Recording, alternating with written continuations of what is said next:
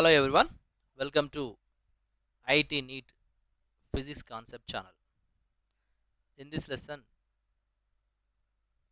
we discussed so far about Coulomb's inverse square law.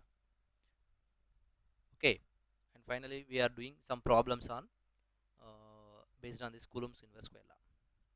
So in this lecture also, I would like to continue with the same uh, problems based on the this Coulomb's inverse square law. Now the question here: the two charges 2 microcoulomb and 1 microcoulomb are placed at a distance of 10 centimeter. Where should a third charge be placed between them so that it does not experience any force? అంటే ఇక్కడ question మనం ఒకసారి clear అర్థం చేసుకుందాం. So క్వశ్చన్లో ఏమి ఇచ్చాడంటే మనం ఏదైతే తీసుకున్నామో ఈ టూ మైక్రోకూలం చార్జ్ అండ్ 1 మైక్రోకూలం చార్జ్ ఈ రెండు కూడా ఎలా ఉన్నాయంటే 10 సెంటీమీటర్ డిస్టెన్స్ సపరేట్ అయి ఉన్నాయి.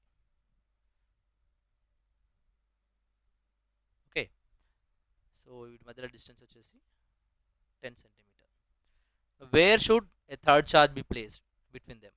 సో మనం తీసుకోవాల్సిన ఇంకొక థర్డ్ చార్జ్ కూడా ఉంది. ఆ థర్డ్ చార్జ్ అనేది ఈ రెండింటి మధ్యలో ప్లేస్ చేయమంటున్నాడు. సో ప్లేస్ చేస్తే ఏమవ్వాలి? It does not experience any force. ఎలాంటి ఫోర్స్ అనేది ఇది ఎక్స్పీరియన్స్ అవ్వకూడదు అని ఈ క్వశ్చన్లో అడుగుతున్నాడు. సో అంటే ఈ రెండింటి మధ్యలోనే ప్లేస్ చేయాలి ఆ థర్డ్ చార్జ్ కూడా. So let it be here. Third charge is placed here. ఇక్కడ ఉందనుకుందాం కొద్దిసేపు. సో ఒకసారి డేటా నోట్ చేసుకోండి. ఇక్కడ given that Q1 is 2 microcoulomb. So micro అంటే 10 power minus 6. Q2 వచ్చేసి 1. ఇక్కడ again 10 power minus 6. And D is equal to 10 centimeter. Now let the third charge Q be placed at a distance x from the Q1. So ఇది Q1 అనుకుందాం, ఇది Q2 అనుకుందాం. So Q1 నుంచి x డిస్టెన్స్లో Qని place చేశాను. Right. So ఇది suppose మనం కొద్దిసేపు దీన్ని D అనుకుందాం.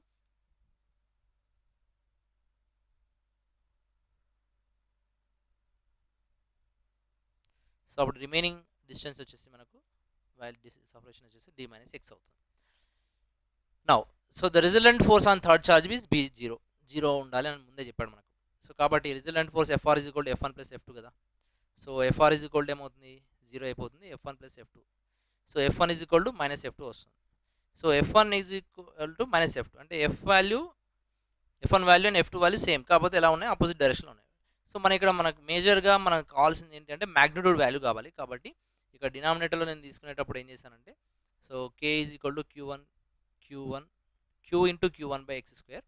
సో అంటే ఈ రెండింటి మధ్యలో ఉన్నటువంటి charge Q and Q1 X square and K into Q2 అంటే ఇక్కడ నుంచి ఇక్కడికి మధ్యలో ఉన్నటువంటి value. So that is how much? D minus x whole square. So దీంట్లో మనకు K క్యాన్సిల్ అయిపోతుంది, Q క్యాన్సిల్ అయిపోతుంది. So remaining Q1 by X square is equal to Q2 by D minus x square. So ఇక్కడ చూడండి ఒకసారి మనం ఇక్కడ వరకే ఒకసారి కొద్దిసేపు ఆపేద్దాం. దీన్ని ఆపేసి ఈ వాల్యూని ఫర్దర్గా సింప్లిఫై చేస్తే మనకి ఏమొస్తుందో ఒకసారి చూద్దాం. Okay, so first of all ఏం చేస్తుంటే స్క్వేర్ రూట్ చేయండి బోత్ సైడ్. చేస్తే ఏమొస్తుంది? ఇక్కడ under root Q1 by X వస్తుంది, ఇక్కడ under root Q2 by D minus x వస్తుంది. సో ఈ D minus xని ఇక్కడ తీసుకురండి, రూట్ Q1 ఇక్కడ తీసుకురండి. So D minus x by x is equal to under root Q2 by Q1. So ఎక్స్ని సపరేట్గా రాయండి ఇక్కడ D minus x. So minus x by కాబట్టి 1 వస్తుంది. దట్ ఈజ్ ఈక్వల్ టు ఇక్కడ same root Q2 by Q1. So ఈ 1 ఇక్కడ రాండి. D minus x is equal to so 1 plus under root Q2 by Q1. So మనకు కావాల్సిన x కదా, x is equal to ఇక్కడ రాయండి. సో x ఈజ్ ఈక్వల్ ఇక్కడ రాస్తే ఈ టోటల్ వాల్యూ ఇక్కడ డినామినేటర్కి వచ్చేస్తుంది. So D by under root 1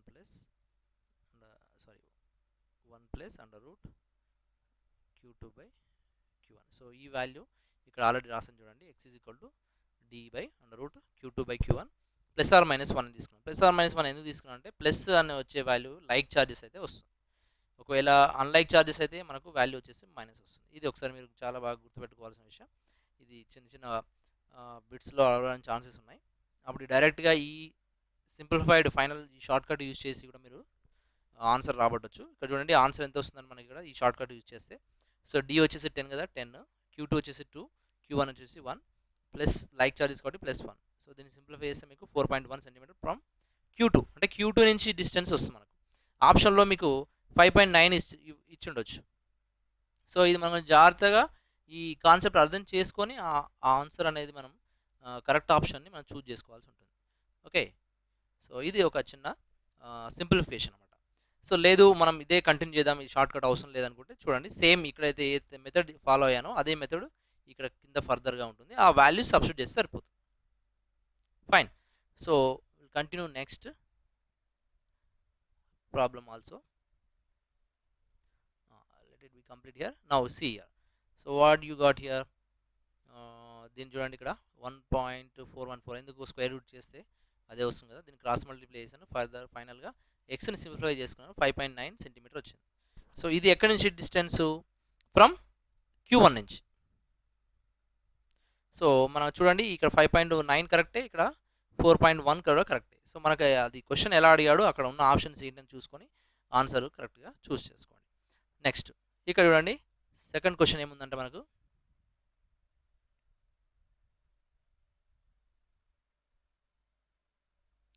now two identical metal spheres A and B repel each other with a force of 3 into 10 power minus 5 newtons. Another identical uncharged sphere C is attached with the sphere A and then it is placed midway between A and B.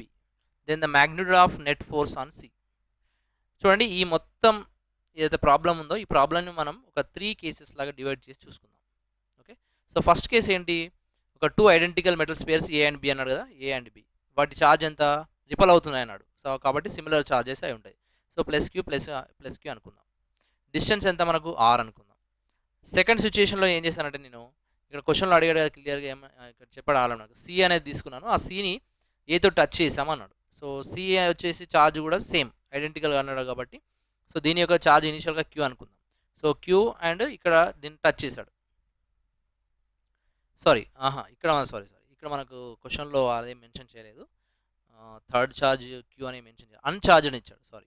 So uncharged ఇచ్చాడు కాబట్టి so uncharged బాడీని తీసుకొని ఇక్కడ touch చేశాడు. So అప్పుడు ఇక్కడ ఏమవుతుంది? Identical కాబట్టి ఇక్కడ ఉన్నటువంటి ఛార్జ్ Q కదా ఇనిషియల్గా, ఆ Q అంతా కూడా ఈ రెండింటికి డిస్ట్రిబ్యూట్ అవుతుంది, అంటే ఈక్వల్గా డిస్ట్రిబ్యూట్ అయిపోతుంది బికాస్ ఆఫ్ ఐడెంటికల్ కాబట్టి. సో అంతే Q కాస్త ఇక్కడ Q/2 ఇక్కడ Q/2 అయిపోతుంది. ఇది సెకండ్ సిచ్యుయేషన్. థర్డ్ సిచ్యుయేషన్లో ఏమంటున్నాడు ఇక్కడ? దాని Cని తీసుకెళ్ళి A అండ్ B మిడిల్లో పెట్టమన్నాడు. So middle of the A and B అన్నాడు. సో కాబట్టి C ఇక్కడ పెట్టేశాను. అప్పుడు డిస్టెన్స్ ఏమవుతుంది? ఇక్కడి నుంచి ఇక్కడికి R/2 అవుతుంది, ఇక్కడి నుంచి ఇక్కడికి R/2 అవుతుంది. నౌ ఇప్పుడు ఫస్ట్ కేసు చూడండి. ఫస్ట్ కేసుకి ఫార్ములా రాయండి, కూలమ్స్ ఇన్వర్స్కి వెళ్ళా F = K × Q² కదా. సో ఇది ఆల్రెడీ మనకి ఇచ్చాడు 3 × 10⁻⁻5 న్యూటన్స్ అని. థర్డ్ కేసు చూడండి. ఇప్పుడు థర్డ్ కేసులో మనకు 2 ఫోర్సెస్ ఉన్నాయి. ఏంటి? C మీద మనకు 2 ఫోర్సెస్ పనిచేస్తున్నాయి. ఏంటది? డ్యూ టు A పనిచేస్తుంది, డ్యూ టు B కూడా పనిచేస్తుంది. ఫస్ట్ మనము C మీద డ్యూ టు B మీద B వల్ల పనిచేసే ఫోర్స్ ఏంటో ఫైండ్ అవుట్ చేద్దాం. అది FCB అంటాం. సో K ఇంటూ ఒక ఛార్జ్ Q/2 ఇంకొక charge Q. So Q/2 × Q by distance X/R/2. So దీన్ని ఫర్దర్గా సింప్లిఫై చేస్తే మనకు KQ²/R² వచ్చింది. ఇప్పుడు మనకు C మీద డ్యూ టు A వల్ల పనిచేసేటువంటి ఫోర్స్ ఇది. ఇక్కడ చూడండి ఛార్జెస్ వచ్చేసి Q/2 ఉంది, ఇక్కడ Q/2 ఉంది. సో కాబట్టి Q/2 × Q/2/R/2². సో దీన్ని సింప్లిఫై చేస్తే మనకు ఇది 2 లేదు ఇక్కడ, KQ²/R² వచ్చింది answer. So FCB and FCA వచ్చింది. ఈ రెండు ఎలా ఉంటాయి? యాక్చువల్లీ అపోజిట్ డైరెక్షన్ ఉంటాయి. సో ఇక్కడ డైరెక్షన్ చూడండి ఒకసారి, ఇక్కడ ఇది ప్లస్ ఛార్జ్ అయిపోతుంది, ఇక్కడ ప్లస్ ఛార్జ్ అవుతుంది కాబట్టి ఇది ఇటు రిపల్ అవుతుంది FCB. ఇది ప్లస్ ఛార్జ్, ఇది ప్లస్ ఛార్జ్ కాబట్టి ఇది ఇటు సైడ్ రిపల్ అవుతుంది. ఓకే, సో ఈ రెండు ఎలా ఉన్నాయంటే FCB అండ్ FCB అపోజిట్ డైరెక్షన్లో ఉన్నాయి కాబట్టి so net force on C ఏమవుతుంది? FCB - FCA అవుతుంది. సో FCB అనేది ఎక్కువ ఉంది, 2 KQ²/R² కాబట్టి ఇది ముందు రాసుకున్నాను, KQ²/R² తర్వాత రాసాను.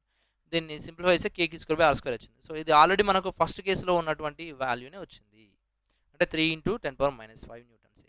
మరి ఏ డైరెక్షన్లో ఉంది, మరి ఇక్కడ టువర్డ్స్ ఏ డైరెక్షన్లో పనిచేస్తుంది. Okay, so this is what answer for this type of question. So ఈ రెండు ప్రాబ్లమ్స్ని కాన్సెప్ట్ ఓరియంటెడ్, అప్లికేషన్ ఓరియంటెడ్ క్వశ్చన్స్లా కూడా మీరు గుర్తుపెట్టుకోవచ్చు. Okay, so thank you very much. All the best to all.